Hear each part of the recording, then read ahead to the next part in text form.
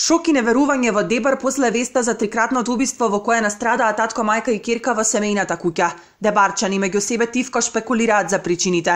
Предпоставуваат дека семејството по цеста настрадало поради кавга за пролаз меѓу куќа, а шпекулираат и дека можниот сторител е нивен роднина со кого претходно имале конфликт. Но за можните причини се плашат да зборуваат пред камера. Велат само жалосно за луѓето кои беа предобри и почитувани од цел град.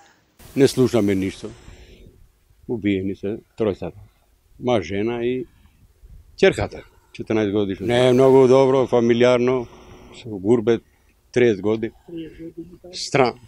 Но од полицијата велат сторителот е се уште непознат и по него се трага. Стефан Димовски, портпаролот на СВР Охрид, информира дека убиството се случило во саботата околу 3 часот по полноќ. Полицијата веќе изврши увид на местото на настанот, а телата се предадени на обдукција.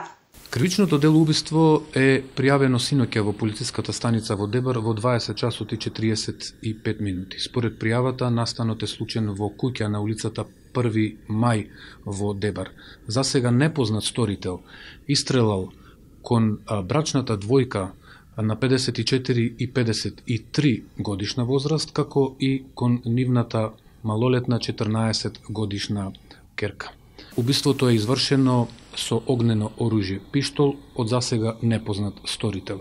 Во моментов течат опсежни мерки со цел пронаоѓање на сторителот, односно целосно расветлување на настанот. Во меѓувреме полицијата со засилени мерки трага по сторителот. Од извори во истрагата телевизија 24 дознава дека убиството се случило во неколку соби од семејната куќа на сега веќе настраданите лица. Подигнати се неколку предмети од местото на злосторот кои што со сигурност многу побрзо ќе доведат до откривање на идентитетот на сторителот, кој засега се уште непознат.